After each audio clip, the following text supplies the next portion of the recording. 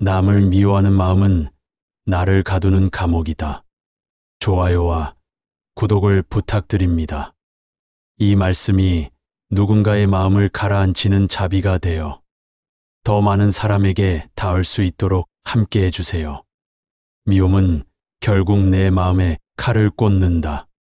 사람에게 받은 상처는 쉽게 잊히지 않는다.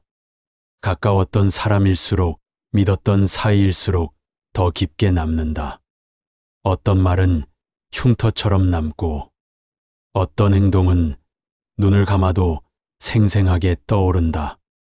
아무리 시간이 흘러도 그때의 감정은 그대로인데 그 사람은 이미 자신의 삶을 살고 있다. 그게 더 괴롭다. 나는 여전히 그날에 머물러 있는데 그 사람은 웃고 잘 지내고 있다는 사실이 더 깊은 미움을 낳는다. 그럴수록 마음속에는 복잡한 감정들이 쌓이기 시작한다. 억울함, 분노, 슬픔, 자책. 그 모든 감정은 결국 미움이라는 한 덩어리로 굳어져 간다. 부처님은 말씀하셨다. 남을 미워하는 마음은 결국 내 마음에 칼을 꽂는 일이라고. 그 칼날은 상대가 아니라 나를 먼저 베고 나를 먼저 피 흘리게 만든다고 하셨다. 생각해보면 그렇다. 그 사람은 내 머릿속에만 존재한다. 내 마음에서만 떠나지 않는다. 밤마다 되뇌고 혼잣말처럼 반복하는 건 결국 나 자신이다. 그 미움은 상대를 벌주는 것이 아니라 나를 조용히 무너뜨리는 고통의 시작이다. 누군가를 탓하는 마음이 쌓일수록 진짜 감옥은 바깥에 있는 것이 아니라 내 안에서 커진다. 분노는 점점 더 많은 사람을 집어삼킨다. 처음에는 한 사람이었지만 나중엔 모든 관계가 힘들어진다. 그래서 부처님은 말씀하셨다. 남을 미워하지 마라. 그 감정은 결국 너를 가두는 감옥이 된다. 진짜 자유는 미움을 내려놓는 순간 시작된다고. 상처를 붙잡고 있는 건 결국 나였다. 그 사람의 말 한마디에 무너졌던 날이 있었다. 다신 못 볼 것처럼 돌아선 뒷모습. 아무 일도 없다는 듯 연락을 끊은 태도. 나를 무시했던 표정. 그 모든 장면이 머릿속에 남아 지워지지 않았다. 그 사람을 탓했고 원망했고 이해받지 못한 나 자신이 불쌍해서 울기도 했다. 하지만 시간이 지나도 그 감정은 가라앉지 않았다. 오히려 더 단단해지고 더 예민해졌다. 나는 깨달았다. 그 상처를 붙잡고 있는 건 그 사람이 아니라 바로 나였다는 걸. 부처님은 말씀하셨다. 과거는 이미 지나갔다. 지금 이 순간을 괴롭게 하는 건 그때의 일이 아니라 그 일에 집착하는 너의 마음이라고. 과거는 변하지 않는다. 변할 수 있는 건 오직 나의 현재뿐이다. 상처는 누구에게나 온다. 하지만 그 상처를 붙잡고 살아갈지, 놓아주고 걸어갈지는 나의 선택이다. 미움은 나를 병들게 한다. 미움은 단지 감정으로 끝나지 않는다. 그건 몸까지 병들게 한다. 생각이 무겁고 잠이 오지 않고 밥맛이 떨어지고 사람을 대하는 것도 피로해진다. 겉으로는 아무렇지 않은 척해도 속은 계속 타들어간다. 그 사람과 관계없는 시간에도 내 감정은 여전히 거기에 묶여 있다. 부처님은 말씀하셨다. 마음이 어지러우면 몸도 따라 흐려진다고. 괴로운 마음은 결국 나를 해친다.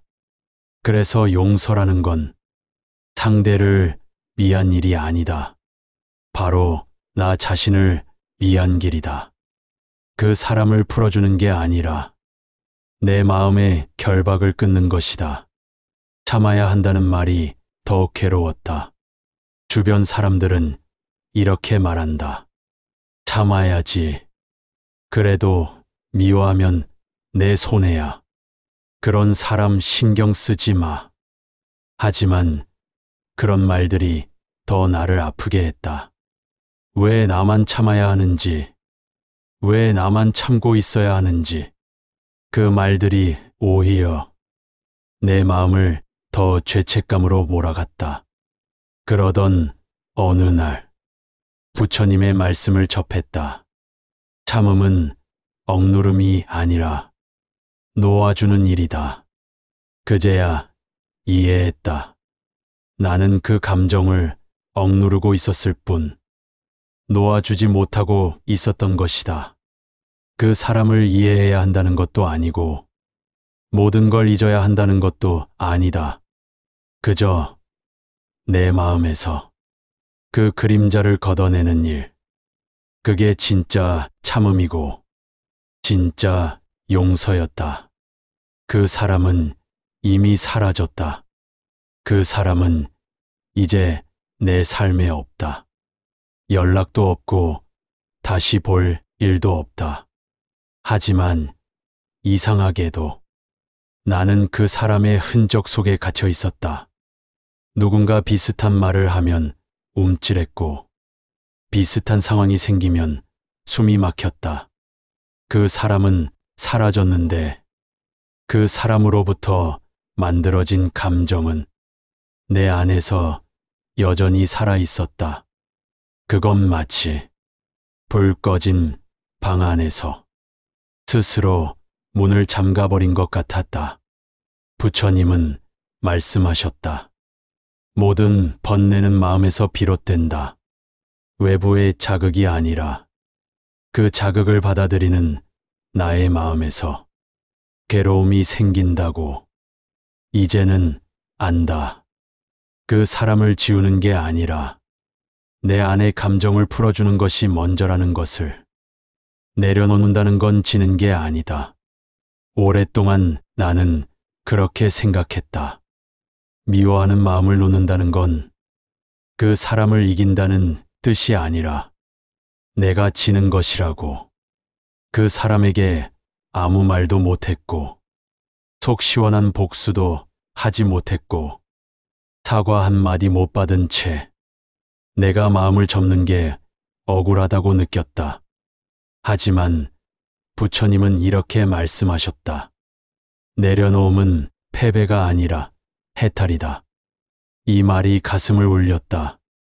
우리는 살아가면서 너무 많은 것을 이기려고 애쓴다. 말을 이기고, 감정을 이기고, 사람을 이기려고 한다. 하지만 결국 그 싸움은 끝이 없고, 결과는 늘 나를 더 지치게 만든다. 진짜 이김은 싸우지 않는 것이다. 내려놓는다는 건 그 사람을 이기는 게 아니라 내 마음을 해방시키는 것이다. 그 사람에게 아무 말도 하지 않아도 내 마음이 자유롭다면 그게 바로 해탈이고, 그게 부처님의 길이다. 나를 가장 아프게 하는 사람은 결국 나였다.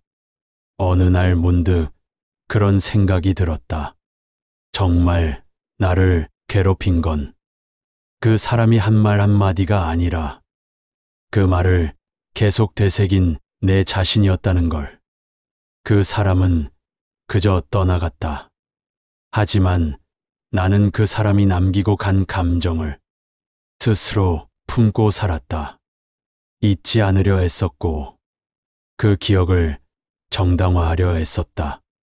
그러면서도 마음은 점점 더 무너졌다. 부처님은 말씀하셨다.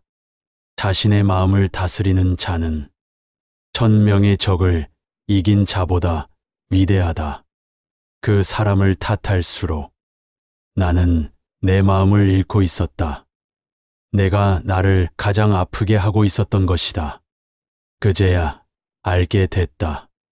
진짜 치유는 그 사람을 바꾸는 게 아니라 나 자신을 이해하고 내 마음을 보듬는 것에서 시작된다는 걸. 용서는 상대방을 위한 것이 아니다. 많은 사람들이 착각한다. 용서는 착한 사람만이 할 수 있는 일이라고. 착하고 마음 넓은 사람이 화해의 손을 내밀어야 한다고. 하지만 부처님의 가르침은 다르다. 용서는 상대를 위한 것이 아니라 자신의 마음을 가볍게 하기 위한 길이다. 이 말은 너무도 정확했다. 우리는 때로 상대가 사과하기를 기다린다. 변명이라도 듣고 싶어 한다. 그 한마디를 듣지 못해 수십 년을 원망 속에 살아간다. 하지만 진실은 이렇다. 그 사람이 어떻게 변하든 내 마음은 내가 풀어야만 자유로워진다. 용서는 그 사람에게 주는 선물이 아니라 내 마음을 어루만지는 나 자신에게 주는 해방이다. 용서하지 않으면 결국 나만 무너진다. 마음을 비워야 자비가 들어온다. 마음은 그릇과도 같다. 미움으로 가득 찬 그릇에는 자비도 평안도 들어설 자리가 없다. 나는 그걸 오랫동안 몰랐다. 늘 좋은 말을 듣고 부드러운 사람이 되고 싶다고 하면서도 마음속에는 누군가에 대한 미움이 자리 잡고 있었다. 부처님은 말씀하셨다. 빈 그릇에만 새로운 것이 담긴다. 이 말은 단순한 비유가 아니었다. 진짜 그 미움을 비워야 내 삶에 따뜻한 감정이 들어올 수 있다는 깨달음이었다. 마음을 비우면 사람들이 보이기 시작한다. 같은 말도 다르게 들린다. 같은 일이 일어나도 그 반응이 달라진다. 비워야 산다. 비워야 웃을 수 있다. 비워야 내가 다시 나로 돌아올 수 있다. 자비는 나를 살리는 길이다. 부처님의 가르침은 언제나 하나의 방향을 향한다. 자비. 자비는 단지 누군가를 용서하는 행위가 아니다. 그건 내가 나 자신을 살리는 길이다. 상대가 어떤 사람이든, 그가 잘못을 인정하든 아니든, 그건 중요하지 않다. 중요한 건 내 마음이 지금 미움에 갇혀 있는지 아니면 자비로 흐르고 있는지다. 자비의 마음을 품는다는 건 그 사람이 아니라 나의 삶을 위해 선택하는 일이다. 미움을 내려놓고 상처를 감싸 안고 기억은 그대로 두되 그 안에 깃든 감정만 비워내는 것. 그것이 자비의 시작이다. 오늘도 누군가를 미워하고 있다면 그 마음을 있는 그대로 바라보자. 그리고 조용히 묻자. 지금 내가 갇혀 있는 건 그 사람 때문이 아니라 이 마음 때문은 아니었을까? 그렇게 자비는 시작된다. 미움을 놓는 그 순간 감옥의 문이 열린다. 그리고 그 안에서 가장 먼저 걸어 나오는 건 바로 나 자신이다.